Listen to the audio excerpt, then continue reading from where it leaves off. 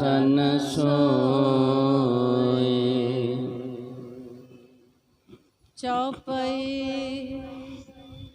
करियो सिख चरनामृत लीना, पयो मानते विपर बहिना। कृपा दृष्ट गुर ऐसी करी, सरब बात की सोजी परी। वाहिगुरु जी का खालसा, वाहिगुरु जी की फतेह। जुग जुग अटल बाणी के बोहित, चबर तखत छत्र दे मालिक, पातशाहां दे पातशाह सतगुरु साहिब श्री गुरु ग्रंथ साहिब जी दी पावन गोद विच जुड़ मिल बैठे वड भागी सत संगी जनों, आप वड भागे हो जो हर रोज की तरह गुर इतिहास की कथा श्रवण करन वास्ते सतगुरां दी पावन गोद विच जुड़ मिल बैठे हो। आप जी ने इस तो पहले प्रसंग दे विच श्रवण कीता है। एक दिन सतगुरु साहिब श्री गुरु हरगोबिंद पातशाह विचार करते ने कि कोई कथा श्रवण करना करिए, तो उस वेले सतगुरु जी एक सिख नूं बटाले भेजते ने कि उत्ते नितानंद नाम दा पंडित है, उन्होंने बुला के लिया। सिख पहुँचदा बटाले दे विच। पंडित नूं ये गल समझाउणी कीती कि सतगुरु जी तेरे तो कथा श्रवण करना चाहुंदे ने, ते जिहड़े धार्मिक ग्रंथ ने वो तू नाल ले ते मेरे नाल चलना कर। पंडित बड़ा खुश होया। सतगुरु साहिब श्री गुरु हरगोबिंद पातशाह की हजूरी दे विच आया। जिस दिन इसने कथा प्रारंभ की, कथा करदियां करदियां ये गल कहन लग्या कि जिस वेले जीव इस शरीर दे विचों आत्मा निकलदी है, जमां दी पूरी जान लग्गियां तकरीबन 1 साल जीव नूं लग जांदा है। इस तरह जदों इन्हें कथा की समाप्ति की, गुरु दे प्यार वाले सिख सन, वो 4 सिख आपस दे विच वचन करते ने। एक सिख कहन लग्या कि जिस बारे ये 1 साल की गल करदे ने, मैं तकरीबन 4 पहरां दे विच पहुँच सकदा। दूसरा सिख कहंदे हसन लग्या, कहन लग्या कि मैं वो रस्ता 2 पहरां दे विच पूरा कर सकदा। ते तीसरा सिख कहन लग्या कि यह भी समा ज़्यादा है, मैं तो 1 पहर दे विच पहुँच सकदा। जिहड़ा चौथा सिख सी उसने ये गल कहनी कीती, कहन लग्या कि ये जिहड़ा रस्ता है ना, मैं 1 छिन दे विच पहुँच सकदा। ये पंडित नितानंद जिहड़ा सी सुन के बड़ा हैरान होया। इन्हें सतगुरु साहिब श्री गुरु हरगोबिंद पातशाह के चरणों के विच बेनती की, सतगुरु जी मेरी इत्थे कथा करनी बड़ी मुश्किल है। तुहाडे सिख ये गल आखदे ने, मैं जिहड़े धार्मिक ग्रंथ पढ़े ने, ये वेद व्यास आदि ने उच्चारण कीते ने, पुराण आदि जिहड़े ने, इन्हां दे विच ये गल लिखी है कि जमां दी पुरी दा रस्ता तकरीबन 1 साल दा है। ते पर ये जिहड़े ने ये गल आखदे ने, एक आखदा है कि मैं 4 पहरां दे विच पहुँच सकदा, दूसरा आखदा 2 पहरां दे विच, ते तीसरा आखदा कि 1 पहर दे विच, ते चौथा आखदा 1 छिन दे विच। उस वेले फिर सतगुरु जी ने भाई साहब भाई गुरदास जी वाल इशारा किया। कहन लगे कि भाई गुरदास जी तुसी समझाउणा करो पंडित नूं। ਉਸ ਵੇਲੇ ਫਿਰ ਭਾਈ ਗੁਰਦਾਸ ਜੀ ਨੇ ਪੰਡਤ ਦੇ ਮਨ ਦੇ ਸੰਸ਼ੇ ਜਿਹੜੇ ਸਨ ਉਹ ਦੂਰ ਕਰਨੇ ਕੀਤੇ। ਇਹਨੂੰ ਸਮਝਾਇਆ ਪੰਡਤ ਨੂੰ ਕਿ ਜਿੱਥੋਂ ਤੱਕ ਕਿਸੇ ਦੀ ਪਹੁੰਚੇ ਉਹ ਉੱਥੋਂ ਤੱਕ ਗੱਲ ਕਰਿਆ ਕਰਦਾ। ਗੁਰੂ ਦੇ ਸਿੱਖਾਂ ਦੀ ਅਵਸਥਾ ਇਹੋ ਜਿਹੀ ਹੈ ਕਿ ਗੁਰੂ ਦੇ ਸਿੱਖ ਇੱਕ ਛਿਨ ਦੇ ਵਿੱਚ ਵੀ ਪਹੁੰਚ ਸਕਦੇ ਨੇ। ਭਾਈ ਸਾਹਿਬ ਭਾਈ ਗੁਰਦਾਸ ਜੀ ਨੇ ਕਿਹਾ ਕਿ ਤੇਰੇ ਜਿਹੜੇ ਧਾਰਮਿਕ ਗ੍ਰੰਥ ਤੂੰ ਪੜ੍ਹੇ ਨੇ ਉਹ ਵੀ ਸੱਚੇ ਨੇ, ਉਹ ਝੂਠੇ ਨਹੀਂ। ਕਿਉਂ? ਉਹਨਾਂ ਦਾ ਜਿਹੜਾ ਅਭਿਆਸ ਸੀ ਇੰਨਾ ਕੁ ਸੀ ਜਿੰਨਾ ਉਹਨਾਂ ਨੇ ਦੱਸਣਾ ਕੀਤਾ, ਤੇ ਸਿੱਖਾਂ ਦਾ ਜਿੰਨਾ ਅਭਿਆਸ ਸੀ ਉਹਨਾਂ ਨੇ ਆਪਣੇ ਅਨੁਸਾਰ ਦੱਸ ਦਿੱਤਾ। ਕਹਿੰਦੇ ਫਿਰ ਉਸ ਵੇਲੇ ਪੰਡਤ ਜਿਹੜਾ ਸੀ ਨਾ ਨਿਤਾਨੰਦ ਸਤਿਗੁਰੂ ਜੀ ਦੇ ਚਰਨਾਂ ਤੇ ਟਹਿ ਪਿਆ। ਕਹਿਣ ਲੱਗਿਆ, ਸਤਿਗੁਰੂ ਜੀ ਮੈਂ ਤੇ ਅਣਜਾਣਪੁਣੇ ਦੇ ਵਿੱਚ ਕਥਾ ਵਿਚਾਰ ਕਰਦਾ ਰਿਹਾ, ਤੁਸੀਂ ਤੇ ਸਮਰੱਥ ਤੇ ਮੇਰੇ ਤੇ ਕਿਰਪਾ ਕਰਨੀ ਕਰੋ। ਮੈਂ ਤੇ ਆਪਣੇ ਬ੍ਰਹਮ ਪੁਣੇ ਦੇ ਵਿੱਚ ਆ ਕੇ ਬੜਾ ਹੰਕਾਰ ਕਰਦਾ ਸਾਂ, ਪਰ ਹੁਣ ਤੁਸੀਂ ਸਤਿਗੁਰੂ ਜੀ ਮੇਰੇ ਤੇ ਕਿਰਪਾ ਕਰਨੀ ਕਰੋ, ਮੈਨੂੰ ਆਪਣਾ ਸਿੱਖ ਬਣਾਵੋ। ਜਿਵੇਂ ਸਤਿਗੁਰੂ ਜੀ ਇਹ ਨਿਤਾਨੰਦ ਪੰਡਤ ਨੂੰ ਆਪਣਾ ਸਿੱਖ ਬਣਾਉਂਦੇ ਨੇ, ਤੇ ਜਿਸ ਤਰ੍ਹਾਂ ਬਾਬਾ ਬੁੱਢਾ ਜੀ ਜੋ ਸਤਿਗੁਰੂ ਜੀ ਦੇ ਨਾਲ ਬਚਨ ਕਰਕੇ ਗਏ ਸਨ ਕਿ ਸਤਿਗੁਰੂ ਜੀ ਜਦੋਂ ਮੇਰਾ ਅੰਤ ਵੇਲਾ ਆਇਆ ਮੈਂ ਤੁਹਾਨੂੰ ਯਾਦ ਕਰਾਂਗਾ, ਉਸ ਵੇਲੇ ਜ਼ਰੂਰ ਕਿਰਪਾ ਕਰਿਓ। ਜਿਵੇਂ ਬਾਬਾ ਬੁੱਢਾ ਜੀ ਸੁਨੇਹਾ ਭੇਜਦੇ ਨੇ ਸੋ ਪਾਵਨ ਜਾਂ ਸਰਵਨ ਕਰਨ ਵਾਸਤੇ ਆਪਣੀਆਂ ਮਨ ਬਿਰਤੀਆਂ ਨੂੰ ਇਕਾਗਰ ਕਰਦਿਆਂ ਸਤਿਗੁਰਾਂ ਦੇ ਚਰਨਾਂ ਦੇ ਨਾਲ ਜੁੜਦਿਆਂ ਉਚਾਰਨ ਕਰੋ, ਸਤਨਾਮ ਸ੍ਰੀ ਵਾਹਿਗੁਰੂ ਸਾਹਿਬ ਜੀ, ਸਤਨਾਮ ਸ੍ਰੀ ਵਾਹਿਗੁਰੂ ਸਾਹਿਬ ਜੀ। ਚੌਪਈ ਕਰਿਓ ਸਿੱਖ ਚਰਨਾਮ੍ਰਿਤ ਲੀਨਾ, ਭਇਓ ਮਾਨ ਤੇ ਵਿਪਰ ਬਹੀਨਾ। ਸਤਿਗੁਰੂ ਜੀ ਨੇ ਨਿਤਾਨੰਦ ਪੰਡਤ ਦੇ ਬੇਨਤੀ ਸੁਣ ਕੇ ਇਹਨੂੰ ਆਪਣਾ ਸਿੱਖ ਬਣਾਇਆ। ਸਤਿਗੁਰੂ ਜੀ ਨੇ ਇਹਨੂੰ ਚਰਨਾਮ੍ਰਿਤ ਦਿੱਤਾ। ਇਹ ਮਾਨ ਤੋਂ ਹੰਕਾਰ ਤੋਂ ਬਹੀਨਾ ਬਣ ਗਿਆ, ਇਹਦੇ ਅੰਦਰੋਂ ਹੰਕਾਰ ਖਤਮ ਹੋ ਗਿਆ। ਕਿਰਪਾ ਦ੍ਰਿਸ਼ਟ ਗੁਰ ਐਸੀ ਕਰੀ, ਸਰਬ ਬਾਤ ਕੀ ਸੋਝੀ ਪਰੀ। ਸਤਿਗੁਰੂ ਸਾਹਿਬ ਸ੍ਰੀ ਗੁਰੂ ਹਰਗੋਬਿੰਦ ਪਾਤਸ਼ਾਹ ਨੇ ਇਹੋ ਜੀ ਕਿਰਪਾ ਦ੍ਰਿਸ਼ਟੀ ਕਰ ਦਿੱਤੀ, ਇਹੋ ਜੀ ਬਖਸ਼ਿਸ਼ ਕਰ ਦਿੱਤੀ ਕਿ ਤ੍ਰਿਕਾਲਦਰਸ਼ੀ ਬਣ ਗਿਆ। ਸਭ ਗੱਲਾਂ ਦੀ ਇਹਨੂੰ ਸਤਿਗੁਰੂ ਜੀ ਦੀ ਕਿਰਪਾ ਦੇ ਨਾਲ ਸੋਝੀ ਹੋ ਜਾਂਦੀ ਹੈ। ਪੰਥ ਬਰਖ ਤਿਨ ਕੋ ਜੋ ਕਯੋ, ਨਿਮਖ ਮਾਤਰ ਕੋ ਦਿਜ ਬਰ ਲਿਓ। ਤੇ ਜਿਸ ਗੱਲ ਨੂੰ ਇਹ ਆਪ ਪੰਡਤ ਆਖਦਾ ਸੀ ਨਾ ਕਿ ਜਮਾਂ ਦੀ ਪੂਰੀ ਜਾਣ ਵਾਸਤੇ 1 ਸਾਲ ਦਾ ਸਮਾਂ ਲੱਗਦਾ ਹੈ, ਤੇ ਜਦੋਂ ਸਤਿਗੁਰੂ ਜੀ ਦੀ ਕਿਰਪਾ ਸਤਿਗੁਰੂ ਜੀ ਦੀ ਬਖਸ਼ਿਸ਼ ਹੋ ਗਈ, ਸਤਿਗੁਰੂ ਜੀ ਦੀ ਰਹਿਮਤ ਨੇ ਹਾਸਲ ਕੀਤੀ ਤੇ ਇਸ ਪੰਡਤ ਨੂੰ ਸੋਝੀ ਆ ਗਈ, ਇਸ ਨੂੰ ਗਿਆਨ ਪ੍ਰਾਪਤ ਹੋ ਗਿਆ ਕਿ ਵਾਕਈ ਇੱਕ ਛਿਨ ਦੇ ਵਿੱਚ ਇਸ ਰਸਤੇ ਤੇ ਪਹੁੰਚਿਆ ਜਾ ਸਕਦਾ ਹੈ। ਇਹੋ ਜੀ ਮੁਰਾਦ ਸਤਿਗੁਰੂ ਜੀ ਦੇ ਕੋਲੋਂ ਇਹਨੇ ਵੀ ਹਾਸਲ ਕੀਤੀ।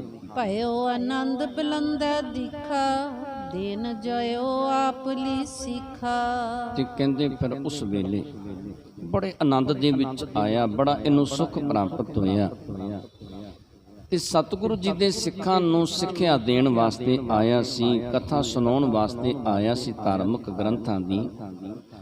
ਪਰ ਸਤਿਗੁਰੂ ਜੀ ਦੇ ਕੋਲੋਂ ਆਪ ਸਿੱਖਿਆ ਲਈ, ਆਪ ਸਤਿਗੁਰੂ ਜੀ ਦਾ ਸਿੱਖ ਬਣ ਗਿਆ ਇਹ ਪੰਡਤ ਨਿਤਾਨੰਦ।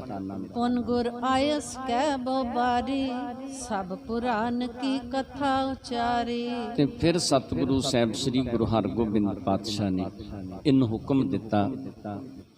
ਸਤਿਗੁਰੂ ਜੀ ਦੇ ਹੁਕਮ ਦੇ ਨਾਲ ਫਿਰ ਇਹਨੇ ਜਿਹੜੇ 18 ਪ੍ਰਾਣ ਸਨ ਉਹਨਾਂ ਦੀ ਕਥਾ ਉਚਾਰਨ ਕੀਤੀ ਤੇ ਸਿੱਖਾਂ ਨੂੰ ਉਹ ਕਥਾ ਸੁਣਾਉਣੀ ਕੀਤੀ। ਸਿੱਖ ਸੁਭਟ ਸਭ ਸੁਨੇ ਵਿਚਾਰੈ, ਸਤਿਗੁਰ ਮਹਿਮਾ ਮਹਾ ਉਚਾਰੈ। ਤੇ ਸਤਿਗੁਰੂ ਜੀ ਦੇ ਸਿੱਖ ਸਤਿਗੁਰੂ ਜੀ ਦੇ ਸੂਰਮੇ ਜਿਹੜੇ ਨੇ ਉਹ ਕਥਾ ਸੁਣਦੇ ਨੇ, ਪਰ ਸਿੱਖਾਂ ਨੂੰ ਇਸ ਗੱਲ ਦਾ ਗਿਆਨ ਹੈ, ਇਸ ਗੱਲ ਦੀ ਸੋਝੀ ਹੈ ਕਿ ਸਤਿਗੁਰੂ ਜੀ ਦੀ ਮਹਿਮਾ ਸਭ ਤੋਂ ਵੱਡੀ ਹੈ, ਸਤਿਗੁਰੂ ਜੀ ਦਾ ਜਸ ਸਭ ਤੋਂ ਉੱਪਰ ਹੈ। ਸਿੱਖ ਇਸ ਗੱਲ ਦਾ ਵਿਚਾਰ ਕਰਦੇ ਨੇ।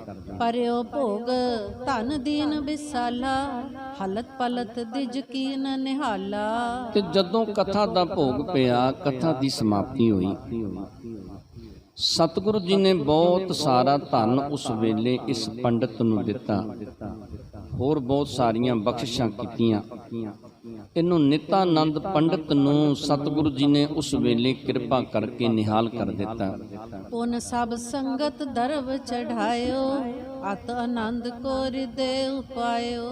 ਤੇ ਫਿਰ ਕਹਿੰਦੇ ਜਿਹੜੀਆਂ ਸੰਗਤਾਂ ਸਨ ਉਹਨਾਂ ਨੇ ਵੀ ਧਨ ਦਿੱਤਾ, ਉਹਨਾਂ ਨੇ ਵੀ ਮਾਇਆ ਦਿੱਤੀ।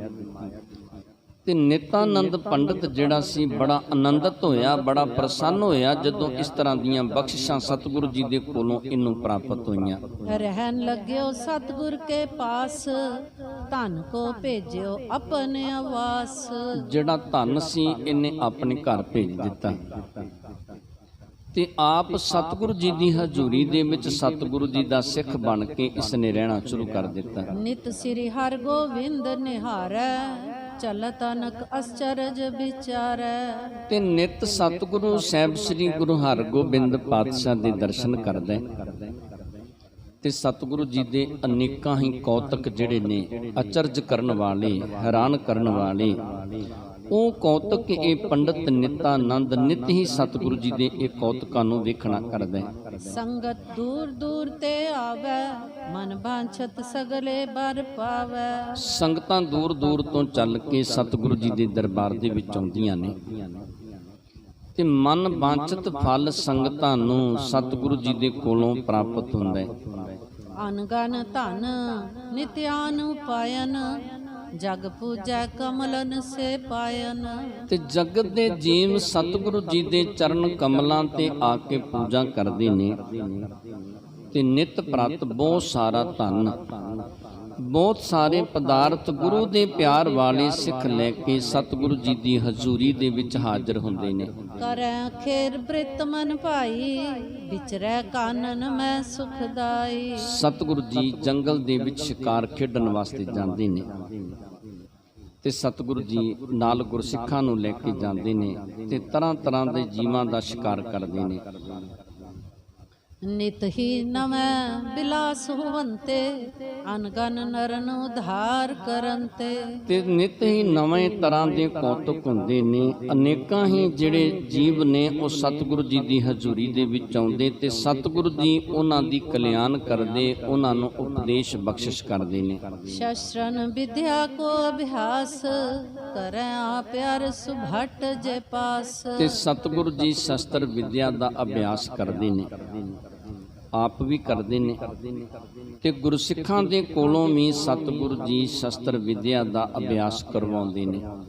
ਅਧਕ ਤੂ ਫੰਗਨ ਮਿਲੈ ਚਲਾਵੈ, ਹਤੈ ਨਿਸ਼ਾਨੋ ਤੁਰੰਗ ਤਵਾਵੈ। ਤੇ ਸਤਿਗੁਰੂ ਜੀ ਦੇ ਸੂਰਮੇ ਮਿਲਦੇ ਨੇ, ਇਕੱਠੇ ਹੋ ਕੇ ਬੰਦੂਕਾਂ ਦੀਆਂ ਗੋਲੀਆਂ ਚਲਾਉਂਦੇ ਨੇ, ਨਿਸ਼ਾਨਾ ਬਣਾ ਕੇ ਤੇ ਉੱਥੇ ਨਿਸ਼ਾਨਾ ਲਾਉਣ ਦਾ ਯਤਨ ਕਰਦੇ ਨੇ। ਤੀਰਨ ਕੀ ਵਿਦਿਆ ਬੜ ਹੋਏ, ਕਰੈ ਪ੍ਰਹਾਰਨ ਧਾਰਤ ਜੋਏ। ਤੇ ਜਿਹੜੇ ਤੀਰ ਚਲਾਉਣਾ ਜਾਣਦੇ ਸਨ ਉਹ ਤੀਰ ਚਲਾਉਣ ਦਾ ਅਭਿਆਸ ਕਰਦੇ ਨੇ। ਨਿਤ ਹੀ ਇਸ ਵਿਦਿਆ ਨੂੰ ਹੋਰ ਇਹਦਾ ਅਭਿਆਸ ਕਰਕੇ ਇਹਨੂੰ ਹੋਰ ਵਧਾਉਣ ਦਾ ਯਤਨ ਕਰਦੇ ਨੇ। ਰਣ ਪਰ ਸੰਗ ਨਿਤ ਸੁਨੈ ਸੁਨਾਵੈ, ਬਖਸ਼ੈ ਮੌਜ ਆਨੰਦ ਉਪਾਵੈ। ਤੇ ਸਤਿਗੁਰੂ ਸਾਹਿਬ ਸ੍ਰੀ ਗੁਰੂ ਹਰਗੋਬਿੰਦ ਪਾਤਸ਼ਾਹ ਜੋ ਜੰਗ ਕਰਨ ਦੇ ਪ੍ਰਸੰਗ ਨੇ ਉਹ ਸੁਣਾਉਂਦੇ ਵੀ ਨੇ ਤੇ ਢਾਡੀਆਂ ਦੇ ਕੋਲੋਂ ਸੁਣਦੇ ਵੀ ਨੇ। ਜਿਨ੍ਹਾਂ ਦੇ ਕੋਲੋਂ ਸਤਿਗੁਰੂ ਜੀ ਇਹ ਪ੍ਰਸੰਗ ਸੁਣਦੇ ਨੇ, ਜੰਗ ਅਖਾੜੇ ਸੁਣਦੇ ਨੇ, ਉਹਨਾਂ ਤੇ ਬਖਸ਼ਿਸ਼ਾਂ ਕਰਦੇ ਨੇ, ਉਹਨਾਂ ਨੂੰ ਧਨ ਦਿੰਦੇ ਨੇ, ਉਹਨਾਂ ਨੂੰ ਪਦਾਰਥ ਆਦਿਕ ਦੇਣਾ ਕਰਦੇ ਨੇ। ਤੁਰਕਨ ਮਾਰਨ ਕੀ ਰਨ ਗਾਥਾ, ਕਰਹਿ ਆਪਨੇ ਸੁਭਟਨ ਸਾਥਾ। ਤੇ ਸਤਿਗੁਰੂ ਜੀ ਤੁਰਕਾਂ ਨੂੰ ਮਾਰਨ ਦੀ ਗਾਥਾ ਜਿਹੜੀ ਹੈ ਨਾ ਉਹ ਆਪਣੇ ਸੂਰਮਿਆਂ ਨੂੰ ਸੁਣਾਉਂਦੇ ਨੇ, ਸੂਰਮਿਆਂ ਨੂੰ ਸਮਝਾਉਂਦੇ ਨੇ ਕਿ ਕਿਵੇਂ ਇਹਨਾਂ ਤੁਰਕਾਂ ਨੂੰ ਅਸੀਂ ਮਾਰਿਆ ਤੇ ਕਿਵੇਂ ਅੱਗੇ ਤੁਰਕਾਂ ਨੂੰ ਮਾਰਨਾ ਹੈ। ਇਸ ਪ੍ਰਕਾਰ ਮਾਰੇ ਮਤਹੀਨੇ, ਆਏ ਬ੍ਰਿੰਦ ਰਾਜ ਮਦ ਕੀਨੇ। ਤੇ ਸਤਿਗੁਰੂ ਜੀ ਦੱਸਦੇ ਨੇ ਕਿ ਕਿਵੇਂ ਇਹਨਾਂ ਤੁਰਕਾਂ ਨੂੰ ਅਸੀਂ ਮਾਰਿਆ ਜਿਹੜੇ ਬੜੇ ਹੰਕਾਰ ਦੇ ਵਿੱਚ ਚੜ੍ਹ ਕੇ ਆਏ ਸਨ, ਜਿਨ੍ਹਾਂ ਦੇ ਅੰਦਰ ਆਪਣੇ ਰਾਜ ਦਾ ਹੰਕਾਰ ਸੀ, ਜਿਹੜੇ ਸੋਚਦੇ ਸਨ ਕਿ ਸਾਡੇ ਕੋਲ ਬੜੇ ਪਦਾਰਥ ਨੇ, ਬੜਾ ਧਨ ਨੇ, ਬੜੇ ਸੂਰਮੇ ਨੇ, ਸਤਿਗੁਰੂ ਜੀ ਨੂੰ ਪਕੜਨਾ ਜਾਂ ਮਾਰਨਾ ਬੜਾ ਸੁੱਖ ਹੈ। ਸਤਿਗੁਰੂ ਜੀ ਦੱਸਦੇ ਕਿ ਉਹਨਾਂ ਨੂੰ ਅਸੀਂ ਕਿਵੇਂ ਮਾਰਨਾ ਕੀਤਾ। ਰਣ ਬਿਰਤਾਂਤ ਜੈਸਕ ਤਬ ਭਇਓ, ਸਗਰੇ ਜਗਤ ਬਿਖੈ ਪ੍ਰਗਟਿਓ। ਤੇ ਜੋ ਸਤਿਗੁਰੂ ਜੀ ਨੇ ਜੰਗ ਲੜਿਆ ਨਾ ਹਰਗੋਬਿੰਦਪੁਰੇ ਦਾ, ਇਹ ਤਕਰੀਬਨ ਸਾਰੇ ਸੰਸਾਰ ਦੇ ਵਿੱਚ ਸਤਿਗੁਰੂ ਜੀ ਦੀਆਂ ਵਡਿਆਈਆਂ ਹੋਣ ਲੱਗੀਆਂ, ਸਤਿਗੁਰੂ ਜੀ ਦਾ ਜਸ ਹੋਣ ਲੱਗਿਆ ਕਿ ਇਸ ਤਰੀਕੇ ਦੇ ਨਾਲ ਅਬਦੁੱਲ ਖਾਂ ਜਿਹੜਾ ਜਲੰਧਰ ਦਾ ਸੂਬਾ 15,000 ਫੌਜਾਂ ਲੈ ਕੇ ਸਤਿਗੁਰੂ ਜੀ ਤੇ ਚੜ੍ਹਾਈ ਕਰਕੇ ਗਿਆ, ਆਪ ਵੀ ਮਾਰਿਆ ਗਿਆ, ਆਪਣੇ ਪੁੱਤਰਾਂ ਨੂੰ ਵੀ ਮਰਵਾ ਲਿਆ, ਆਪਣੇ ਸੂਰਮਿਆਂ ਤੇ ਫੌਜਾਂ ਨੂੰ ਵੀ ਇਸ ਨੇ ਮਰਵਾਉਣਾ ਕੀਤਾ। ਸਭ ਹਿਨ ਕੇ ਭਾਇਸ ਬਿਦ ਬੋਧਾ, ਗੁਰ ਸਮਾਨ ਜਗ ਅਪਰ ਨ ਜੋਧਾ। ਤੇ ਸਭ ਦੇ ਅੰਦਰ ਇਸ ਗੱਲ ਦਾ ਗਿਆਨ ਪ੍ਰਾਪਤ ਹੋ ਗਿਆ, ਸਭ ਨੂੰ ਇਸ ਗੱਲ ਦੀ ਸੋਝੀ ਆ ਗਈ ਕਿ ਗੁਰੂ ਵਰਗਾ ਸੂਰਮਾ ਸੰਸਾਰ ਦੇ ਵਿੱਚ ਨਹੀਂ। ਜਿਹੋ ਜੇ ਜੋਧੇ, ਜਿਹੋ ਜੇ ਸੂਰਮੇ ਸਤਿਗੁਰੂ ਜੀ ਨੇ, ਇਹੋ ਜਿਹਾ ਕੋਈ ਸੂਰਮਾ ਜਗਤ ਦੇ ਵਿੱਚ ਨਹੀਂ ਹੋ ਸਕਦਾ। ਅਤ ਦੀਰਗ ਪਰ ਸੈਨ ਨਾ ਗਿਨੈ, ਏਕਲ ਹੋਏ ਤਾਂ ਇੱਕ ਹੀ ਹਨੈ।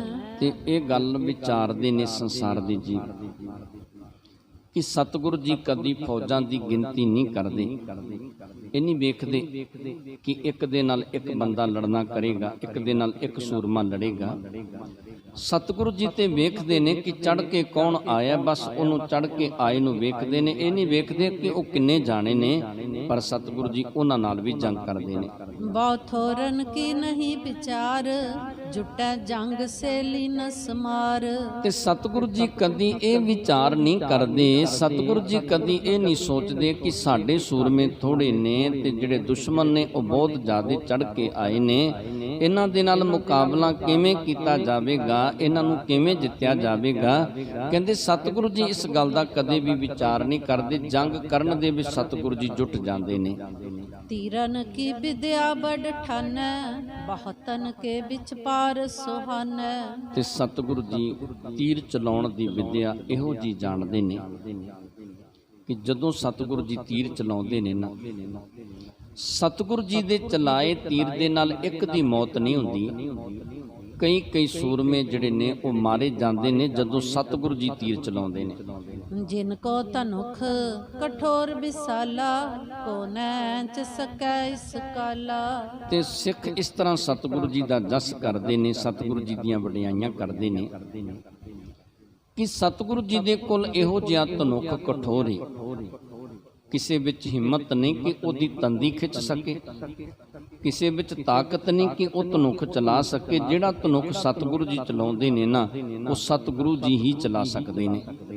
ਜੋ ਸਨਮੁਖ ਭਾਤ ਛਿਨ ਮਾਰਿਓ, ਜੀਵਤ ਰਿਓ ਭਾਜ ਸੋ ਹਾਰਿਓ। ਤੇ ਜੋ ਸਤਿਗੁਰੂ ਜੀ ਦੇ ਸਨਮੁਖ ਆਇਆ, ਤਤ ਛਿਨ ਉਹਦੀ ਉਸੇ ਵੇਲੇ ਮੌਤ ਹੋ ਗਈ। ਪਰ ਜਿਹੜਾ ਦੌੜ ਗਿਆ ਨਾ ਮੈਦਾਨ ਦੇ ਵਿੱਚੋਂ, ਉਹਨੇ ਆਪਣਾ ਆਪ ਬਚਾਉਣਾ ਕੀਤਾ। ਬਚਿਆ ਕੌਣ? ਜਿਹੜਾ ਜੰਗ ਦੇ ਵਿੱਚੋਂ ਭੱਜ ਗਿਆ, ਉਹ ਬਚ ਗਿਆ। ਪਰ ਜਿਹੜਾ ਸਤਿਗੁਰੂ ਜੀ ਦੇ ਸਨਮੁਖ ਆਇਆ ਨਾ, ਸਿੱਖ ਇਹ ਗੱਲ ਦਾ ਵਿਚਾਰ ਕਰਦੇ ਨੇ ਕਿ ਉਹ ਬਚ ਕੇ ਨਹੀਂ ਗਿਆ। ਇਤਿਆਦਕ ਜਸ ਜਗ ਮੈਂ ਜ਼ਾਹਰ, ਕਹਿਤ ਮਿਲੈ ਨਰ ਘਰ ਕੈ ਬਾਹਰ। ਇਸ ਤਰ੍ਹਾਂ ਸਤਿਗੁਰੂ ਜੀ ਦਾ ਜਸ, ਸਤਿਗੁਰੂ ਜੀ ਦੀਆਂ ਵਡਿਆਈਆਂ ਜਗਤ ਦੇ ਵਿੱਚ ਜ਼ਾਹਰ ਹੁੰਦੀਆਂ ਨੇ, ਪ੍ਰਗਟ ਹੁੰਦੀਆਂ ਨੇ। ਜਦੋਂ ਸਿੱਖ ਮਿਲਦੇ ਨੇ ਆਪਸ ਦੇ ਵਿੱਚ, ਉਸ ਵੇਲੇ ਇਸ ਤਰ੍ਹਾਂ ਦਾ ਸਤਿਗੁਰੂ ਜੀ ਦਾ ਜਸ ਕਰਦੇ ਨੇ, ਇਸ ਤਰ੍ਹਾਂ ਦੀਆਂ ਸਤਿਗੁਰੂ ਜੀ ਦੀਆਂ ਵਡਿਆਈਆਂ ਗੁਰਸਿੱਖ ਕਰਦੇ ਨੇ। ਦੋਹਰਾ ਗ੍ਰਾਮ ਨਾਮ ਰਮਦਾਸ ਕੇ, ਤਾਹਾਂ ਬ੍ਰਿਧ ਕੇ ਧਾਮ। ਜਿਸ ਨਗਰ ਦਾ ਨਾਮ ਹੈ ਰਮਦਾਸ, ਇਹ ਰਮਦਾਸ ਨਗਰ ਬਾਬਾ ਬੁੱਢਾ ਜੀ ਦਾ ਨਗਰ ਸੀ। ਤੇ ਬਾਬਾ ਬੁੱਢਾ ਜੀ ਜਦੋਂ ਸਤਿਗੁਰੂ ਜੀ ਦੇ ਕੋਲੋਂ ਆਗਿਆ ਲਈ, ਉਸ ਵੇਲੇ ਬਚਨ ਕੀਤੇ ਸਨ ਕਿ ਸਤਿਗੁਰੂ ਜੀ, ਮੈਂ ਆਪਣੇ ਨਗਰ ਰਮਦਾਸ ਜਾਣਾ ਚਾਹੁੰਦਾ। ਕਰੇ ਬਿਤਾਵਨ ਦਿਨ ਕਤਕ, ਬ੍ਰਹਮਾਨੰਦ ਵਿਸਰਾਮ। ਤੇ ਬਾਬਾ ਬੁੱਢਾ ਜੀ ਨੇ ਕੁਝ ਕੁ ਦਿਨ ਇੱਥੇ ਰਮਦਾਸ ਨਗਰ ਦੇ ਵਿੱਚ ਆਪਣਾ ਅਖੀਰਲਾ ਸਮਾਂ ਬਤੀਤ ਕਰਨਾ ਕੀਤਾ। ਬ੍ਰਹਮਾਨੰਦ ਪਰਮੇਸ਼ਰ ਦੇ ਚਰਨਾਂ ਦੇ ਵਿੱਚ ਸੁਰਤ ਨੂੰ ਜੋੜ ਕੇ ਉਹਦੇ ਆਨੰਦ ਦੇ ਵਿੱਚ ਆਪਣਾ ਅਖੀਰਲਾ ਸਮਾਂ ਬਾਬਾ ਜੀ ਨੇ ਬਤੀਤ ਕੀਤਾ। ਚੌਪਈ ਤਜਨ ਸਰੀਰ ਸਮਾਨਿ ਰਾਵਾ ਸਕਲ ਭੇਵ ਬੁੱਢੇ ਲਖ ਪਾਵਾ। ਤੇ ਜਿਸ ਵੇਲੇ ਬਾਬਾ ਬੁੱਢਾ ਜੀ ਦਾ ਅਖੀਰਲਾ ਸਮਾਂ ਨਜ਼ਦੀਕ ਆਇਆ ਨਾ, ਸਰੀਰ ਨੂੰ ਤਿਆਗਣ ਦਾ ਸਮਾਂ ਜਿਸ ਵੇਲੇ ਨੇੜੇ ਆਉਂਦਾ ਹੈ ਤੇ ਬਾਬਾ ਜੀ ਨੂੰ ਇਸ ਗੱਲ ਦੀ ਸੋਝੀ ਆ ਗਈ, ਇਸ ਗੱਲ ਦੀ ਸਮਝ ਪੈ ਗਈ ਕਿ ਸਾਡਾ ਅੰਤਲਾ ਸਮਾਂ ਜਿਹੜਾ ਉਹ ਨਜ਼ਦੀਕ ਪਹੁੰਚ ਗਿਆ। ਹਰਿਦੇ ਮਨੋਰਥ ਐਸੇ ਕੀਨ ਅੰਤ ਸਮੋ ਆਪਨੋ ਟਿਗ ਚੀਨ। ਤੇ ਬਾਬਾ ਜੀ ਨੇ ਆਪਣੇ ਮਨ ਦੇ ਵਿੱਚ ਇੱਕ ਮਨੋਰਥ ਧਾਰਨ ਕੀਤਾ ਸੀ, ਇਹ ਵਿਚਾਰਿਆ ਸੀ ਕਿ ਜਿਸ ਵੇਲੇ ਮੇਰਾ ਅੰਤ ਵੇਲਾ ਹੋਵੇ ਨਾ, ਮੈਂ ਆਪਣਾ ਸਰੀਰ ਤਿਆਗਾਂ ਤੇ ਸਤਿਗੁਰੂ ਸਾਹਿਬ ਸ੍ਰੀ ਗੁਰੂ ਹਰਗੋਬਿੰਦ ਪਾਤਸ਼ਾਹ ਮੇਰੇ ਸਨਮੁਖ ਹੋਣ, ਉਹਨਾਂ ਦੀ ਹਜ਼ੂਰੀ ਦੇ ਵਿੱਚ ਮੈਂ ਆਪਣਾ ਸਰੀਰ ਤਿਆਗਣਾ ਕਰਾਂ। ਇਹ ਬਾਬਾ ਬੁੱਢਾ ਜੀ ਦੇ ਮਨ ਦਾ ਖਿਆਲ ਸੀ। ਦੇਖਤ ਆਗੈ ਰੂਪ ਮੁਕੰਦਾ, ਦੇਖਤ ਆਗੈ ਰੂਪ ਮੁਕੰਦਾ, ਜਿਸ ਕੋ ਚਾਹਤ ਮਨ ਜਨ ਬ੍ਰਿੰਦਾ। ਤੇ ਬਾਬਾ ਜੀ ਦਾ ਮਨ ਦਾ ਖਿਆਲ ਸੀ ਕਿ ਜੋ ਸਤਿਗੁਰੂ ਸਾਹਿਬ ਸ੍ਰੀ ਗੁਰੂ ਹਰਗੋਬਿੰਦ ਪਾਤਸ਼ਾਹ ਨੇ ਉਹ ਮੇਰੇ ਸਨਮੁਖ ਬੈਠੇ ਹੋਣ, ਉਹਨਾਂ ਦਾ ਮੈਂ ਪਾਵਨ ਸਰੂਪ ਆਪਣੇ ਨੇਤਰਾਂ ਦੇ ਨਾਲ ਵੇਖਾਂ, ਜਿਨ੍ਹਾਂ ਨੂੰ ਮਨ ਜਨ ਜਤੀ ਸਤੀ ਸਭ ਧਿਆਉਂਦੇ ਨੇ, ਯਾਦ ਕਰਦੇ ਨੇ। ਉਹਨਾਂ ਦੇ ਦਰਸ਼ਨਾਂ ਦੇ ਵਾਸਤੇ ਜਿਹੜੇ ਬੜੇ ਯਤਨ ਕਰਦੇ ਨੇ, ਮੈਂ ਉਹਨਾਂ ਦਾ ਦਰਸ਼ਨ ਕਰਾਂ ਜਿਸ ਵੇਲੇ ਮੇਰਾ ਅੰਤ ਸਮਾਂ ਨਜ਼ਦੀਕ ਹੋਵੇ। ਅਪਰ ਕਾਜ ਕੌਰ ਲਖਾਉ ਨਿਜ ਸੁਤ ਕੋ ਅਬ ਕਰ ਪਕਰਾਉ। ਤੇ ਬਾਬਾ ਜੀ ਨੇ ਹੋਰ ਵਿਚਾਰ ਕੀਤੀ ਕਿ ਇੱਕ ਕਾਰਜ ਹੋ ਰਿਹਾ ਕਿ ਮੈਂ ਚਾਹੁੰਦਾ ਕਿ ਮੇਰਾ ਜਿਹੜਾ ਪਰਿਵਾਰ ਹੈ ਉਹ ਸਤਿਗੁਰੂ ਜੀ ਦੇ ਚਰਨਾਂ ਦੇ ਨਾਲ ਜੁੜਿਆ ਰਹੇ। ਇਸ ਕਰਕੇ ਮੈਂ ਆਪਣੇ ਪੁੱਤਰ ਭਾਈ ਭਾਨੇ ਦੀ ਬਾਂਹ ਸਤਿਗੁਰੂ ਜੀ ਨੂੰ ਪਕੜਾਉਣੀ ਚਾਹੁੰਦਾ ਕਿ ਸਤਿਗੁਰੂ ਜੀ ਉਹਦੇ ਸਿਰਾਂ ਤੇ ਵੀ ਰਹਿਮਤ ਬਖਸ਼ਿਸ਼ ਦਾ ਹੱਥ ਰੱਖਣਾ ਕਰਨਾ। ਉਹ ਚਿੱਤਾ ਹੈ ਮੋਕੋਇਓ ਕਰਨੀ ਹਮ ਸਗਰੇ ਸਤਿਗੁਰ ਕੀ ਸ਼ਰਨੀ। ਤੇ ਬਾਬਾ ਜੀ ਨੇ ਵਿਚਾਰਿਆ ਕਿ ਇਹ ਕਰਨੀ ਮੇਰੇ ਵਾਸਤੇ ਭਲੀ ਹੈ। ਅਸੀਂ ਸਤਿਗੁਰੂ ਜੀ ਦੀ ਸ਼ਰਨ ਦੇ ਵਿੱਚ ਹਾਂ, ਸਤਿਗੁਰੂ ਜੀ ਦੇ ਸੇਵਕ ਹਾਂ ਤੇ ਪਰਿਵਾਰ ਵੀ ਇਸੇ ਤਰ੍ਹਾਂ ਸਤਿਗੁਰੂ ਜੀ ਦਾ ਸੇਵਕ ਬਣਿਆ ਰਵੇ। ਇਹ ਮਨ ਦਾ ਵਿਚਾਰ ਸੀ, ਇਹ ਬਾਬਾ ਜੀ ਦੇ ਮਨ ਦਾ ਖਿਆਲ ਸੀ। ਲੋਕ ਪਰਲੋਕ ਆਦਿ ਅਰ ਅੰਤ ਹਮਰੋ ਨੈ ਕੋ ਬਿਨ ਭਗਵੰਤ। ਤੇ ਬਾਬਾ ਬੁੱਢਾ ਜੀ ਨੇ ਵਿਚਾਰਿਆ ਕਿ ਲੋਕ ਤੇ ਪਰਲੋਕ ਦੇ ਵਿੱਚ ਆਦ ਤੇ ਅੰਤ ਬਿਨਾਂ ਸਤਿਗੁਰੂ ਜੀ ਤੋਂ ਕੌਣ ਹੈ? ਸਤਿਗੁਰੂ ਜੀ ਨੇ ਲੋਕ ਤੇ ਪਰਲੋਕ ਦੀ ਰਖਵਾਲੀ ਕਰਨ ਵਾਲੇ, ਆਦ ਦੇ ਵਿੱਚ ਤੇ ਅੰਤ ਦੇ ਵਿੱਚ ਵੀ ਪਰਮੇਸ਼ਰ ਸਤਿਗੁਰੂ ਜੀ ਰਖਵਾਲੇ ਨੇ। ਸਤਿਗੁਰੂ ਜੀ ਤੋਂ ਬਿਨਾਂ ਕੌਣ ਕਿਸੇ ਦੀ ਰੱਖਿਆ ਕਰ ਸਕਦਾ ਹੈ? ਇਮ ਵਿਚਾਰ ਕਰ ਸਿੱਖ ਹਕਾਰਾ ਭਾਉ ਸੁਮਤ ਜਿਸ ਬੌਰ ਧਾਰਾ। ਤੇ ਉਸ ਵੇਲੇ ਇਸ ਤਰ੍ਹਾਂ ਦੀ ਵਿਚਾਰ ਕਰਕੇ ਬਾਬਾ ਬੁੱਢਾ ਜੀ, ਜਿਨ੍ਹਾਂ ਦੇ ਅੰਦਰ ਸਤਿਗੁਰੂ ਜੀ ਦੇ ਪ੍ਰਤੀ ਬੜਾ ਪ੍ਰੇਮ ਸੀ, ਬੜਾ ਪਿਆਰ ਸੀ, ਉਸ ਵੇਲੇ ਇੱਕ ਸਿੱਖ ਨੂੰ ਬਾਬਾ ਬੁੱਢਾ ਜੀ ਨੇ ਆਪਣੇ ਕੋਲ ਬੁਲਾਉਣਾ ਕੀਤਾ। ਨਿਕਟ ਬਿਠਾਏ ਸਕਲ ਸਮਝਾਈ ਗੁਰ ਢਿਗ ਗਮਨੋ ਬਿਮਲ ਬਿਹਾਈ। ਉਸ ਵੇਲੇ ਆਪਣੇ ਨੇੜੇ ਬਿਠਾ ਕੇ ਬਾਬਾ ਬੁੱਢਾ ਜੀ ਨੇ ਉਸ ਸਿੱਖ ਨੂੰ ਸਾਰੀ ਗੱਲ ਸਮਝਾਉਣੀ ਕੀਤੀ। ਸਿੱਖਾ, ਬਿਨਾਂ ਕਿਸੇ ਦੇਰੀ ਤੋਂ ਸਤਿਗੁਰੂ ਸਾਹਿਬ ਸ੍ਰੀ ਗੁਰੂ ਹਰਗੋਬਿੰਦ ਪਾਤਸ਼ਾਹ ਦੀ ਹਜ਼ੂਰੀ ਦੇ ਵਿੱਚ, ਜਿੱਥੇ ਸਤਿਗੁਰੂ ਜੀ ਹਰਗੋਬਿੰਦਪੁਰੇ ਨਗਰ ਦੇ ਵਿੱਚ ਵਸੇ ਨੇ, ਉੱਥੇ ਜਾਣਾ ਕਰ। ਮਮ ਦਿਸ਼ਤੇ ਬਿਨੈ ਸੁਨਾਵੋ ਦਾਸ ਕਦੀਮੇ ਲਖ ਕਰ ਆਵੋ। ਤੇ ਮੇਰੇ ਵੱਲੋਂ ਸਤਿਗੁਰੂ ਜੀ ਦੇ ਚਰਨਾਂ ਦੇ ਵਿੱਚ ਅਰਦਾਸ ਕਰਨੀ ਕਰੋ, ਬੇਨਤੀ ਕਰਨਾ ਕਰੋ ਕਿ ਸਤਿਗੁਰੂ ਜੀ। ਬਾਬਾ ਜੀ ਨੇ ਇਹ ਬੇਨਤੀ ਕੀਤੀ ਕਿ ਮੁੱਢ ਕਦੀਮੀ ਆਪਣਾ ਦਾਸ ਜਾਣ ਕੇ, ਆਪਣਾ ਸੇਵਕ ਜਾਣ ਕੇ, ਕਿਰਪਾ ਕਰਕੇ ਮੇਰਾ ਅੰਤ ਵੇਲਾ ਤੇ ਤੁਸੀਂ ਮੇਰੇ ਨਜ਼ਦੀਕ, ਮੇਰੇ ਨੇੜੇ ਆਉਣਾ ਕਰੋ। ਬ੍ਰਿਧ ਕੋ ਨਮੋ ਕਰਤ ਸਿੱਖ ਚੱਲਿਓ ਤੂਰਨ ਆਏ ਗੁਰੂ ਸੰਗ ਮਿਲਿਓ। ਤੇ ਜਿਹੜਾ ਸਿੱਖ ਸੀ ਨਾ, ਇਹਨੇ ਬਾਬਾ ਬੁੱਢਾ ਜੀ ਦੇ ਚਰਨਾਂ ਤੇ ਨਮਸਕਾਰ ਕੀਤੀ ਤੇ ਚੱਲਿਆ। ਸਤਿਗੁਰੂ ਸਾਹਿਬ ਸ੍ਰੀ ਗੁਰੂ ਹਰਗੋਬਿੰਦ ਪਾਤਸ਼ਾਹ ਦੀ ਹਜ਼ੂਰੀ ਦੇ ਵਿੱਚ ਜਿਸ ਵੇਲੇ ਇਹ ਸਿੱਖ ਪਹੁੰਚਿਆ, ਨਮਸਕਾਰ ਕਰ ਬ੍ਰਿਧ ਸੰਦੇਸ਼ਾ ਬੈਠਿਓ ਭਾਗ ਸੁਨਾਏ ਅਸ਼ੀਸ਼ਾ। ਸਤਿਗੁਰੂ ਜੀ ਦੇ ਚਰਨਾਂ ਤੇ ਨਮਸਕਾਰ ਕੀਤੀ। ਨਮਸਕਾਰ ਕਰਕੇ ਤੇ ਉਸ ਵੇਲੇ ਸਤਿਗੁਰੂ ਜੀ ਨੂੰ ਬਾਬਾ ਬੁੱਢਾ ਜੀ ਦਾ ਸੰਦੇਸ਼ਾ ਜਿਹੜਾ ਸੀ, ਸੁਨੇਹਾ ਜਿਹੜਾ ਸੀ ਉਹ ਸੁਣਾਉਣਾ ਕੀਤਾ ਕਿ ਇਸ ਤਰ੍ਹਾਂ ਦੀ ਬੇਨਤੀ, ਇਸ ਤਰ੍ਹਾਂ ਦੀ ਅਰਦਾਸ ਬਾਬਾ ਬੁੱਢਾ ਜੀ ਨੇ ਤੁਹਾਡੇ ਚਰਨਾਂ ਦੇ ਵਿੱਚ ਕੀਤੀ ਹੈ। ਸੁਨ ਸਤਿਗੁਰ ਨਿਜ ਪ੍ਰਿਆ ਕੀ ਬਾਤ, ਤਿਆਰੀ ਕਰੀ ਸ਼ਿਗਰ ਸਭ ਭਾਂਤ।